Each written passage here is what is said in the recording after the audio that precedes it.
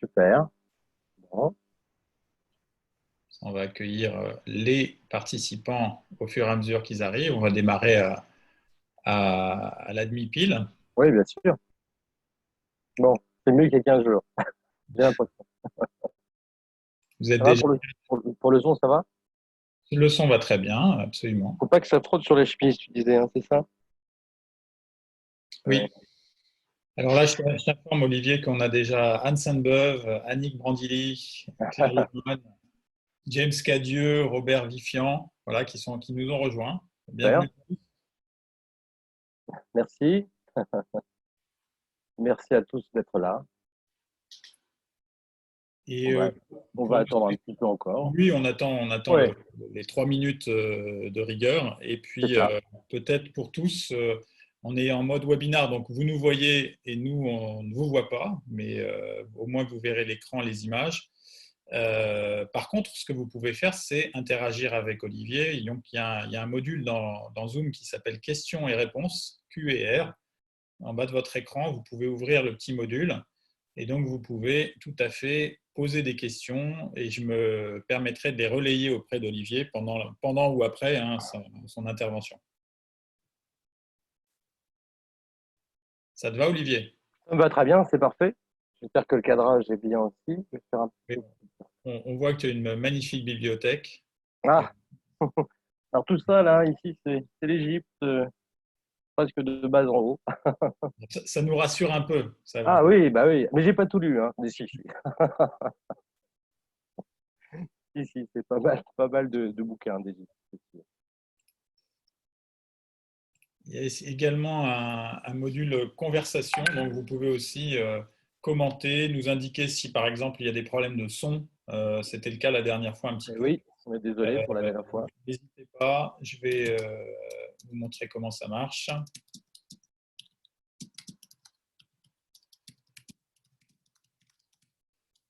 Voilà, tout le monde voit peut-être le message.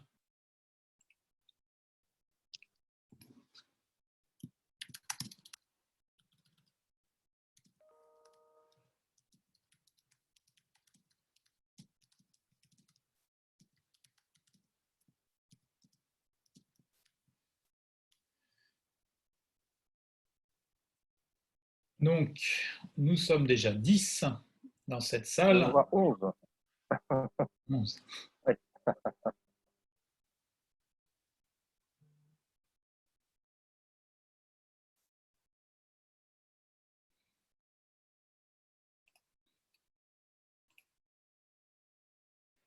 Alors, j'avais un petit écran à partager, moi, que je voulais te soumettre, Olivier, en attendant. Oui. Euh, Ah, mais c'est mignon ça. oui, alors, tu sais ce que ça veut dire? En fait, j'ai cherché comment dire bonjour en égyptien antique. Alors là, bravo, je sais pas comment tu as trouvé. J'ai trouvé ça par hasard. Mais alors, peut-être que tu pourras nous décrypter ce que ça veut dire en attendant que plus de monde arrive. Mais Après, l'idée, ouais. ça veut dire Il- soit bienvenu, glorieux et pourvu du nécessaire. C'est comme ça qu'on disait bonjour en Égypte antique. Ah bah écoute, t'as très bien parce que c'est vrai qu'on trouve pas souvent ce mot bonjour ni au revoir d'ailleurs du reste dans les textes classiques. Donc écoute, Et C'est bah, c'est tu intéressant m'apprends. en fait. Bienvenue, c'est une chose, mais après, il y a quand même glorieux et pourvu du nécessaire. Comme quoi, là, Ouais, on va parler du nécessaire, du strict nécessaire, l'alimentaire. exactement. C'est intéressant de voir que c'est quelque chose qui faisait partie du mot bonjour. Donc, Oui, je te laisse reprendre la main et partager à nouveau ton écran. d'accord. Bien. Très bien, On va merci. pouvoir commencer puisqu'il est 31 et on est à l'heure. C'est super. Bon, bah écoutez, on va y aller alors. Très bien. Parfait. Eh bien, merci à tous donc d'être là. J'espère que vous allez bien depuis 15 jours. Donc, comme vous avez remarqué, je voulais faire ces conférences toutes les semaines, mais finalement, j'ai trouvé que c'était quand même plus logique enfin, et plus intéressant peut-être de faire ça tous les 15 jours. Donc, la dernière fois, on a parlé de pain, de bière et de vin. Et aujourd'hui, nous allons parler un petit peu de viande et de poisson, qui est bien sûr des aliments importants dans l'Égypte ancienne, comme pour nous du reste aujourd'hui. On va voir un petit peu d'où ça vient toute cette histoire. Alors, un petit peu en introduction, je voulais quand même dire quelque chose d'assez important souvent on commence toujours par parler, on parle de viande, on commence toujours avec les affaires de bœuf, donc avec tous ces troupeaux qu'on va voir, bien sûr qu'on va évoquer tout à l'heure, mais il y a eu quelques recherches qui ont été assez récentes, excusez-moi, qui ont été faites notamment en archéozoologie, c'est-à-dire l'étude archéologique des restes animaux, qui permettent ainsi de voir un petit peu ce que consommaient les Égyptiens autrefois dans les dépôts d'ordures, par exemple, de l'Antiquité. Hein. Donc, et on s'est aperçu que, contrairement à ce qu'on pouvait croire, il y a une grande différence entre les sources iconographiques, c'est-à-dire les images qu'on en a dans les tombes, dans les papyrus et dans les autres supports. Voilà, mais il y a une différence énorme entre donc, ce qu'on trouve dans l'archéologie, ce qu'on trouve dans les restes, dans les poubelles, et ce qu'on trouve bien sûr dans les images. C'est-à-dire qu'effectivement, il y avait une grosse différence entre les populations qui étaient plutôt pauvres, on va dire, et puis évidemment les populations riches. Et il va de soi que dans les tombes en particulier, on a effectivement surtout évidemment une évocation d'une alimentation riche. Voilà, on va développer un petit peu tout ça par la suite. Voilà, donc voici donc maintenant ce deuxième sujet, viande et poissons dans l'Égypte. Et je voudrais commencer avec un premier sujet qui est assez aussi très important pour l'Égypte ancienne, c'est bien sûr la chasse et la pêche. Alors je vais vous mettre un petit peu, vous voyez les hiéroglyphes qui sont ici, donc chasse, BS, ici on voit le pied B, H et S, ces trois unitaires qui forment ce son BS. Et ici, le déterminatif, comme j'en parle un petit peu à chaque fois, on voit un bras armé avec un bâton de jet. On va le voir tout à l'heure que le bâton de jet, c'est quelque chose qui est utilisé lors de la chasse. Pour la pêche, wahat, ici, on a évidemment une barque de pêcheurs en papyrus qui semble assez logique. Je commence bien sûr avec une image que je pense que tout le monde connaît ou tout le monde a vu peut-être au moins une fois. C'est donc cette scène de chasse et de pêche de la tombe de Nart, qui est donc une tombe d'un éminent scribe et donc astrologue qui vivait durant la 18e dynastie, donc entre 1410 et 1370 avant Jésus-Christ. Sa tombe est très très très riche et on a surtout cette scène, bien sûr, qui est très très célèbre, cette scène de chasse et de pêche. Alors pourquoi je commence avec cette image, et je terminerai aussi par une image un peu symbolique, d'ailleurs je terminerai avec une autre petite scène de chasse et de pêche pour cette conférence, vous comprendrez la logique, c'est qu'on commence avec le domaine des idées. Donc avant de parler de l'assiette et de ce qu'on pouvait manger, de la manière dont ça pouvait être préparé, tout ça, les viandes et les poissons, eh bien je voulais vous montrer cette image un peu fétiche, on va dire. On parlerait, si on voulait être un peu scientifique, de topoi, donc de topos, c'est-à-dire de lieux communs dans l'iconographie égyptienne, et ces scènes donc de chasse et de pêche. On voit donc ce scribe Nart qui est représenté deux fois à droite et à gauche. Vous voyez ce bâton de jet que je vous avais montré tout à l'heure sur le hiéroglyphe, on le voit ici dans sa main. Il lui sert à chasser des canards qui volent au-dessus d'un fourré de papyrus. Et puis de l'autre côté, on voit un petit peu moins bien, mais effectivement, il manque quelque chose, c'est un javelot qui n'a pas été dessiné, donc il a été omis lors de sa réalisation, dans cette peinture, qui est en train de donc piquer deux poissons réunis, une perche du Nil ici que l'on voit ici au milieu, et à côté un tilapia, un poisson qu'on appelle le tilapia. On y reviendra sur ce tilapia qui est un poisson très très célèbre. Devant ces deux barques ici, on voit que ça a été abîmé. On a enlevé une partie du décor ici, de chaque côté. C'était deux oies qui étaient le symbole d'Amon et qui ont été donc vraisemblablement enlevés au moment de l'Akhenaton, l'hérétique, vous savez, le pharaon qui ne supportait plus le dieu Amon pour mettre en place le dieu Aton. Et ça, c'est une autre histoire. Alors, pourquoi elle est symbolique, cette scène? Parce qu'on a tous les éléments. On a bien sûr l'élément liquide. Vous voyez, il navigue sur le Nil, ici représenté en bas. Il y a l'élément donc terrestre, hein, avec ces fourrés de papyrus qui poussent dans le marais, et notamment dans le delta du Nil. Et puis l'élément aérien en haut, avec bien sûr tous ces canards qui volaient ici ou là. Là je vous mets un gros plan cette superbe peinture qui a des noms qui est vraiment extraordinaires du point de vue de la précision anatomique aussi des animaux représentés. On voit que ces oiseaux s'envolent, certains sont restés pour protéger leur nid. Hein. On voit ici les nids avec les œufs et les nids des oiseaux. Alors pourquoi la chasse, elle est-elle aussi symbolique? Parce que la chasse, ça remonte avant l'agriculture, ça remonte avant l'élevage, et ça remonte au paléolithique, c'est-à-dire on est à des époques entre 8000 et 7000 avant Jésus-Christ.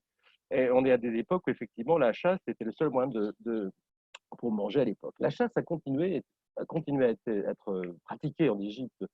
Voilà, un bâton de jet, hein, comme je vous parlais de ce bâton de jet tout à l'heure. Ici, c'est un bâton de jet qui a été retrouvé à Abd el-Gourna, qui est en bois de sycomore, conservé au musée de Berlin. C'est avec ce type, alors c'est pas un boomerang, on parle de boomerang, ce n'est pas un boomerang, c'est avec ce type d'objet qu'effectivement on lançait et on pouvait chasser les volatiles. Une autre scène tout à fait contemporaine, donc elle est de la même époque, de la 18e dynastie aussi, vers 1350 avant Jésus-Christ. Ici, c'est la tombe de Némamon, qui représente aussi une chasse dans les marais. Et là, un détail assez étonnant, on voit un chat sauvage, vraisemblablement, qui est en train d'aider à chasser Némamon dans les marais, toujours avec cette faune exubérante. On remarque qu'il y a une connotation peut-être aussi sexuelle, parce que toujours l'heureux propriétaire de la tombe est accompagné par sa femme, ici richement paré, avec des attributs un petit peu érotiques. Donc, on a évoqué la relation entre la sauvagerie de la chasse et l'aspect érotique de la scène en même temps. Alors, un autre document par rapport à la chasse et aussi aux techniques qui étaient employées pour chasser toujours ces oiseaux, on a ici une tombe, donc un fragment de tombe de Ram Kai, qui est donc un noble de la 5e dynastie. Donc ça, c'est à Saqqara. Alors, voici un plan global. Je vous montre un petit peu dans le détail. On voit ici deux. Alors, il y en a cinq. Hein, je ne vais pas montrer parce que la scène est très très large. Donc, il y a 5 hommes qui sont en train de tirer sur un cordage ici. Et puis, on devine, avec un homme qui est devant qui lui ne tire pas. Et on devine devant donc une espèce de filet. Alors, je vous montre un gros plan.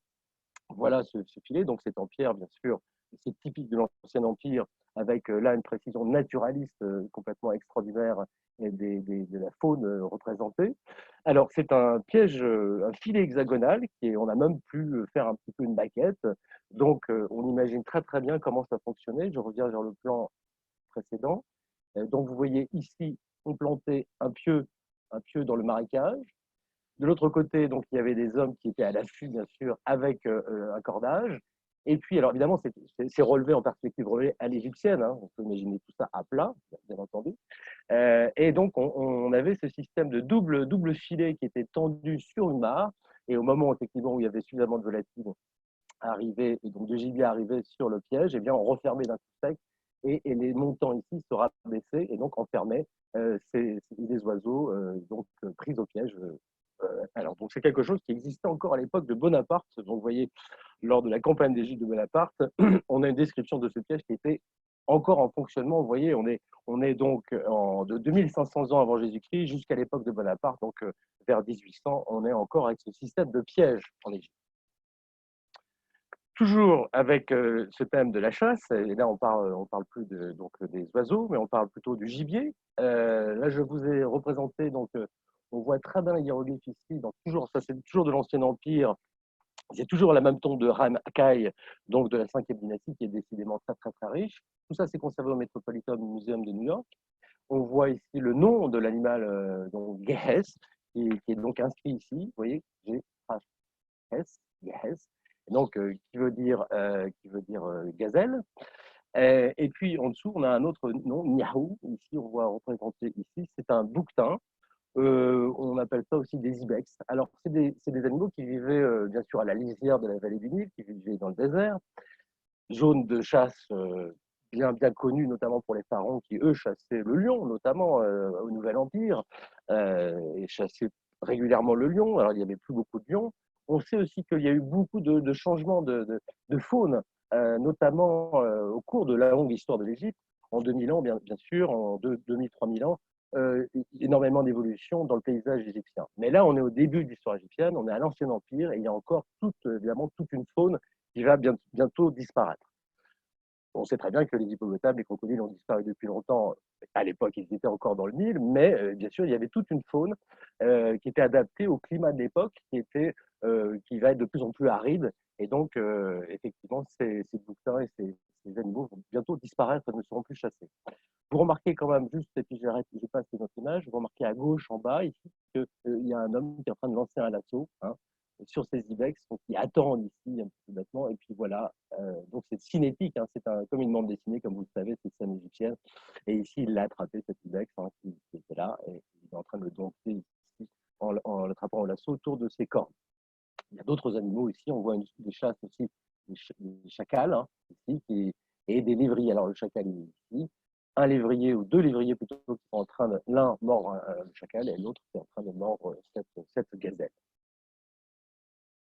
Alors, une image que j'ai failli ne pas mettre parce qu'elle était un petit peu dure, enfin, je trouve qu'elle est un petit peu dure, mais qui termine ce thème de la chasse, qui effectivement a été donc une gazelle momifiée. Alors, c'est une gazelle momifiée que vous voyez bien sûr ici à gauche, qui a été momifiée naturellement et qui était l'animal de compagnie de la dame Or Chépénoutet, chanteuse d'amour qui, donc, son sarcophage est ici, je ne l'ai qu'en noir et blanc malheureusement, qui était donc retrouvée dans sa tombe à Der el-Bahari, qui datait donc de la 25e dynastie, c'est-à-dire environ 8e, 7e siècle avant Jésus-Christ. Et donc, c'était apparemment, cette gazelle aurait été un animal de compagnie donc, de cette dame, de cette chanteuse d'Amon, et donc elle aurait été sacrifiée lors de sa mort. Donc, vous voyez que ces animaux du désert, comme je vous ai expliqué, vont longtemps côtoyer, être chassés, mais pas uniquement, aussi servir d'animal favori. On ne peut pas éviter, bien sûr, la question des bœufs et des bovidés, parce que c'est un poids lourd dans l'alimentation et dans la représentation de l'égyptienne. Alors voilà le terme pour dire bétail menmenet, à gauche ici, hein, avec bien sûr un déterminatif d'une vache avec ses belles cornes en lyre et les trois petits points, les trois petits, excusez-moi, traits qui disent que c'est le pluriel, donc le bétail, c'est-à-dire le troupeau. Il y a beaucoup de vaches et de veaux. Et ici, pour dire la vache ou le bœuf. Alors, bien sûr, sans doute une scène que vous connaissez aussi, qui est assez connue, qui est donc qu'on trouve dans la tombe de Ménamon et qui est conservée au British Museum. Donc, c'est une partie de sa chapelle. On voit donc tous ces troupeaux avec ces vaches qui étaient nombreuses. Alors, quelque chose d'important par rapport à l'élevage, parce que et ces bœufs, on sait que l'élevage est arrivé à peu près en Égypte, mais n'est pas né en Égypte, hein, bien sûr, comme vous le savez, il est né quelque part au Proche-Orient vers le 9e millénaire à peu près, mais il s'est répandu en Égypte vers 7000 à peu près. Donc les premiers bœufs qui sont arrivés en Égypte et qui ont été domestiqués en Égypte, c'est en 7000. Et l'agriculture ne date que de 5000 avant Jésus-Christ. Donc l'élevage a précédé, ce qui est assez étonnant, l'élevage a précédé l'agriculture en Égypte. Plusieurs races connues, on voit plusieurs types de vaches. Vous voyez, elles n'ont pas toutes la même forme de cornes, c'est pas les mêmes types, elles ont toutes des noms différents en égyptien, les négous, les hondous, avec des cornes courtes, peut-être importées de Syrie, on ne sait pas, des bovins sans cornes, à vocation laitière, et puis les zébus qui sont arrivés très tard, qui sont toujours présents en Égypte, d'ailleurs quand on se balade aujourd'hui encore près du Nil, on voit des zébus s'ébattre dans le fleuve, eh bien on a donc pas mal de races comme ça qui ont été conservées. Pour terminer avec ça, les moutons et les chèvres sont arrivés 2000 ans encore après les bœufs en Égypte, avec les chiens. Hein, effectivement, les poules les poules n'ont pas été introduites avant les Grecs et les Romains. Donc, vous voyez, c'est assez tardif. Donc, les Égyptiens ne connaissaient pas les œufs de poule. Je voulais parler un petit peu ici un modèle d'étable avec des bœufs. On voit ici que ces bœufs sont ce qu'on appelle en stabulation, c'est-à-dire qu'ils sont tout simplement à l'étable en train de manger du fourrage. Donc une très très belle maquette tirée de la tombe de Méquetrey et qui est conservée au Metropolitan Museum de New York. C'est important, bien sûr, la place des animaux, des troupeaux dans l'Égypte, notamment quelque chose que l'on sait peu, c'est-à-dire qu'il n'y a pas beaucoup de pâturage en Égypte. Pourquoi? Parce que déjà, le désert est tout proche, les cultures céréalières prennent beaucoup de place, et donc les pâturages sont plutôt nombreux dans le delta, c'est-à-dire au nord de l'Égypte, pas dans le sud, et que vraisemblablement, il y avait des transhumances de troupeaux par bateau qui amenaient souvent le bétail du sud l'hiver vers le nord, vers le delta du Nil, et qui les ramenait ensuite à la belle saison, qui ramenait au sud. Il y a aussi le problème de l'inondation qui prenait beaucoup de place, hein, l'inondation dans le Nil, donc effectivement, il y avait toute une transhumance de ces troupeaux. Les scènes, bien sûr, de boucherie, on en a beaucoup. Ce sont des choses classiques, souvent sacrifiées donc en l'honneur du mort, en l'honneur des défunts, mais aussi bien sûr pour les dieux, devant les temples. Le bœuf est l'animal par excellence du sacrifice, et en tout cas est la pièce la plus noble de viande qui puisse exister, mais très très peu consommée par les pauvres, consommée par les riches, mais très très peu par les pauvres. L'on voit ici donc un bœuf sacrifié tiré de la tombe de Muntu-Emat, donc à Thèbes, et qui est toujours au Metropolitan Museum de New York.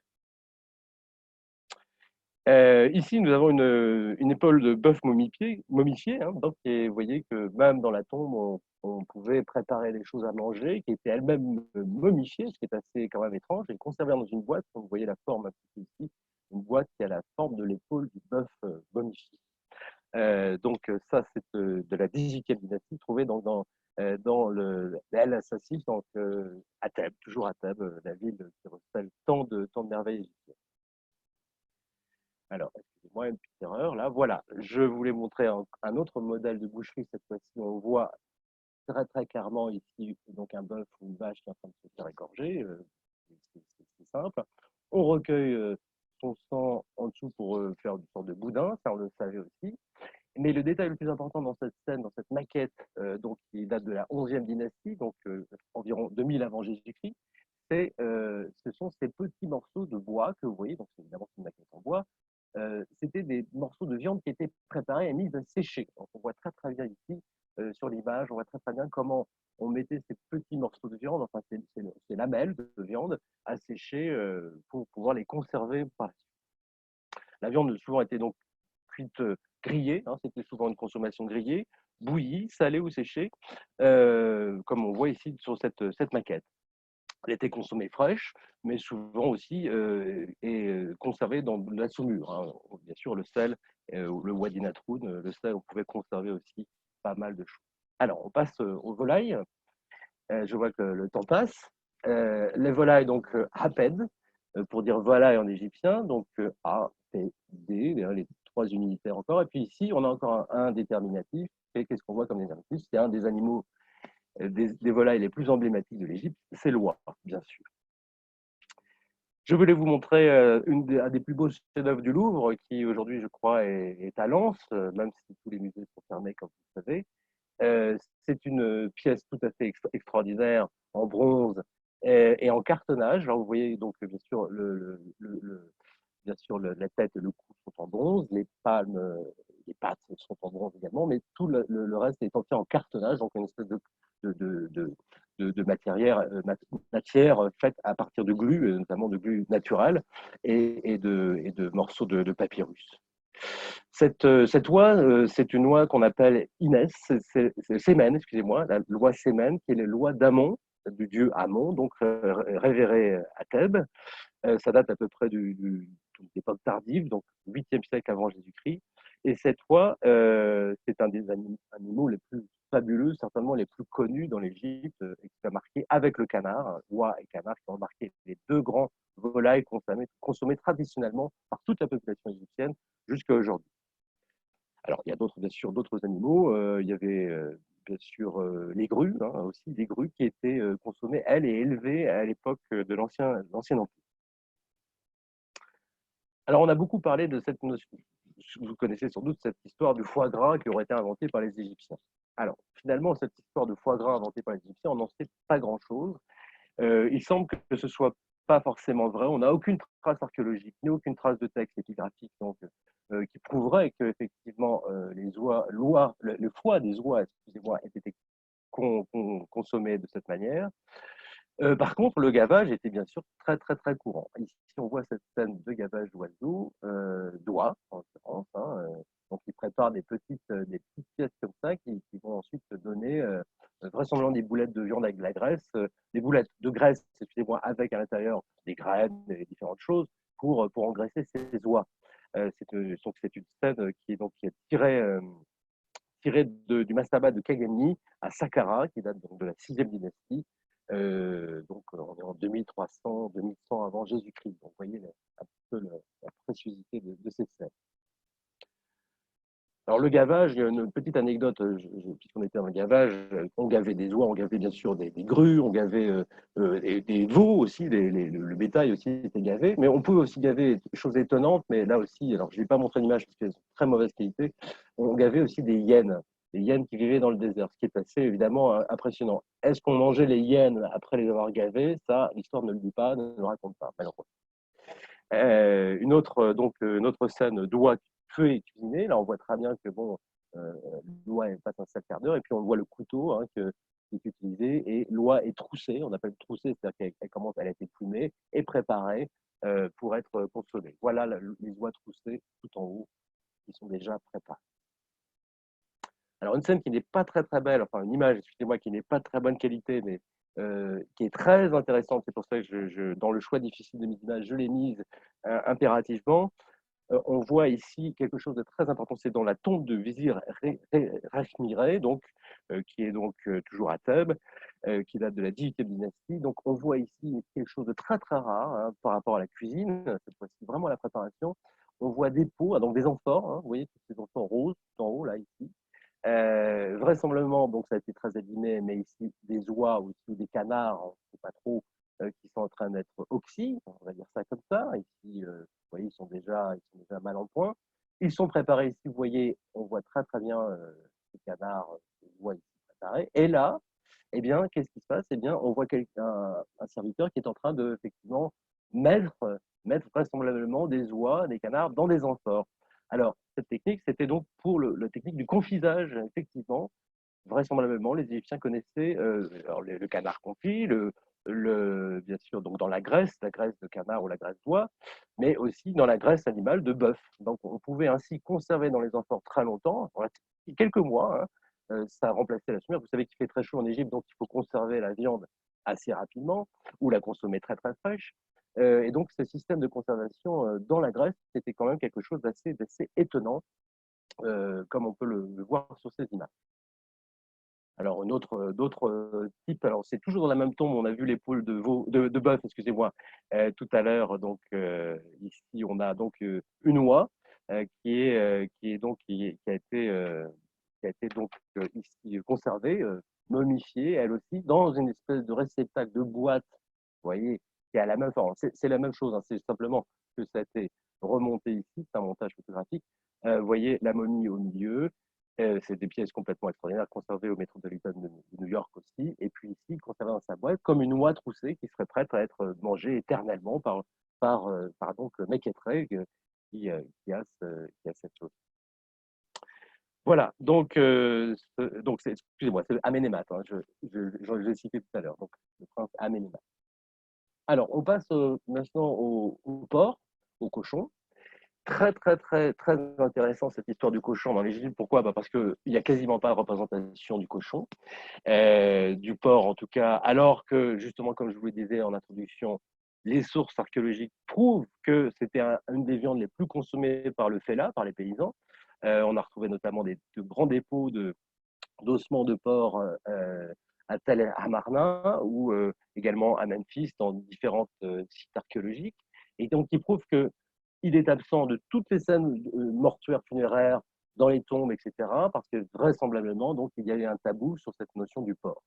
Alors, on pourrait développer pourquoi. Le porc est interdit dans l'islam et comme vous savez aussi, bien sûr, dans la religion juive. Mais bien sûr, on pourrait essayer de comprendre pourquoi il y a une différence entre les sources archéologiques, effectivement, et les sources que l'on trouve dans les tombes. Mais ça, on n'a pas encore effectivement trouvé. Ici, donc, ce que vous voyez sur votre écran, c'est. Alors, le porc, il est où hein? On voit son museau ici, on va dire sa tête, voilà, et il avance sa patte. Je pense que vous devez le chercher. Et voilà, un jeune enfant on ne sait pas s'il pleure ou s'il est content ou mécontent, voilà, est en train C'est un document assez rare qui date de la 19e dynastie, vers 1295 avant Jésus-Christ, et qui est au Louvre. Voilà, on va passer au poisson, puisque je vois que le temps tourne très vite, comme d'habitude avec vous. Il y a effectivement le poisson, on pourra en parler très très longtemps, mais j'ai choisi vraiment des choses très importantes. Pourquoi je parle poisson à monde double? Parce que ici, je vous ai noté un hiéroglyphe qui signifie bout, enfin qui se prononce bout, et on voit un poisson, c'est un lépidote ici, qui est représenté et qui veut dire abomination, exécration. C'est vraiment un terme fort euh, pour dire, euh, euh, pour dire le tabou, hein, quelque chose qui est tabou. Un produit qui est tabou, ça peut être bien le poisson. Et ici, le mot égyptien rem pour dire effectivement poisson en égyptien. Et là, on a un autre hiéroglyphe ici, c'est donc bien sûr le tilapia qu'on va voir. Voilà. Alors les lipidotes, vous voyez, je reviens en arrière, vous voyez très bien la forme du hiéroglyphe ici, avec sa grande nageoire dorsale.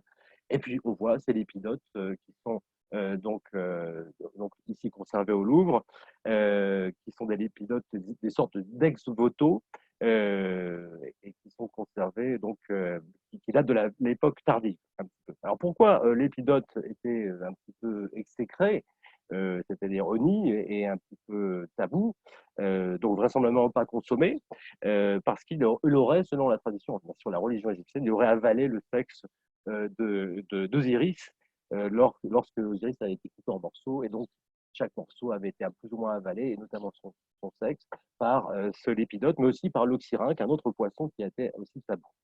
Je citerai juste Hérodote, Hérodote qui parle des poissons et dit: pour des Égyptiens, ils mangent certains poissons séchés au soleil et crus, d'autres à l'état de salaison qui sortent de la saumure. Tout ce qu'il y a de chez eux, en fait, d'autres oiseaux ou de poissons, et c'est en fait de ceux qu'ils ont reconnus pour sacrés. Tout le reste est mangé rôti et bouilli. Exception faite de tous ceux qui ne sont pas reconnus comme sacrés ou tabous. Très bel ostracon conservé également au Louvre. Donc ici, on voit 7 poissons différents. Alors, je ne vais pas tous vous les nommer, mais ici, on voit très très bien, on reconnaît, enfin pour ceux qui s'y intéressent, on reconnaît ici l'oxyrhynque en tout cas. Ici, la carpe du Nil, la fameuse carpe du Nil qui aujourd'hui a envahi tout le lac Victoria, et bien, elle était déjà présente, poisson de profondeur, présente dans le Nil, plutôt respectée, mais pas très bonne, plutôt tabou comme poisson également. Vous avez vu donc le lépidote, on le revoit ici avec son grande nageoire dorsale. Et ici, on a un mulet. Alors, je voulais un petit peu insister sur ce mulet. Le mulet, c'était aussi très connu. Les Égyptiens fabriquaient, comme aujourd'hui, la poutargue, une sorte de poutargue, c'est-à-dire qu'ils faisaient sécher les œufs de mulet, comme on le fait encore aujourd'hui. Et apparemment, c'est une tradition qui existe encore aujourd'hui en Égypte. Vous voyez que c'est une très très belle fête. Alors voilà, je voulais terminer puisque mon temps à partie est presque écoulé. Je voulais terminer avec ce superbe objet, donc qui est vraisemblablement une amulette retrouvée à Saqqara, mais qui vraisemblablement a été fabriquée à Amarna, hein, la ville d'Akhenaton, Akhenaton, comme vous voudrez. Donc ce tilapia, c'est, on peut dire, le poisson symbole de l'Égypte, le poisson qui a été mangé, du reste, je vais vous montrer tout à l'heure des scènes.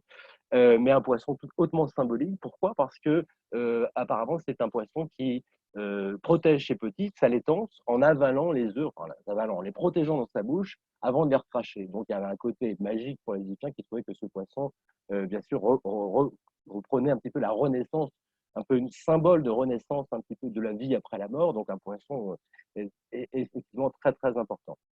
Mais bon, ça ne les empêchait pas de le manger pour autant, comme vous voyez, puisque on voit très très bien ici donc des tilapias qui sont représentés en train de sécher, hein, donc coupés et séchés.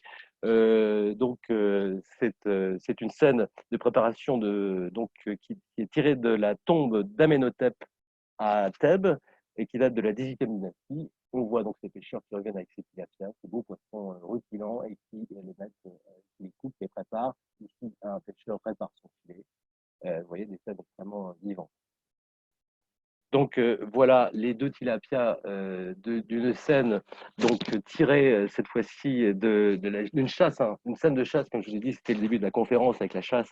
Mena et qui part en famille ici, qui donc chasse et pêche en famille. Et vous voyez deux tilapias qui sont représentés ici, qui l'harponnent. Alors on voit le bout du harpon ici. Deux tilapias qui l'harponnent comme un petit peu symbole de protection quelque part. Il n'y a pas forcément quelque chose d'apotropaïque là-dedans. Par contre, effectivement, on voit bien un autre tilapia, un troisième tilapia qui est en train de se faire dévorer par un crocodile. La taille ne compte pas, hein, il est représenté tout petit parce que c'est symbolique, le tilapia est plus important que le crocodile ici. Donc vous voyez quelque chose, hein, éminemment, on pourra en parler très longtemps de cette scène, mais très très intéressante. Voilà, je voulais terminer cette deuxième séance avec ce superbe objet qui est donc une coupe aux poissons conservée au Neus Museum de Berlin, qui date de la 18e dynastie, où ici nous avons trois tilapias. Alors vous savez, le chiffre 3, c'est donc le pluriel, c'est donc la multitude. C'est-à-dire que ça représente, ces 3 tilapias représentent finalement tous les tilapias du Nil, peut-être, on va dire ça, et 3 lotus qui sont de chaque côté qui dépassent. Symbole absolu de renaissance. Le lotus, vous savez, s'ouvre tous les matins et se referme tous les soirs, comme le soleil, Ré, passe dans le ciel.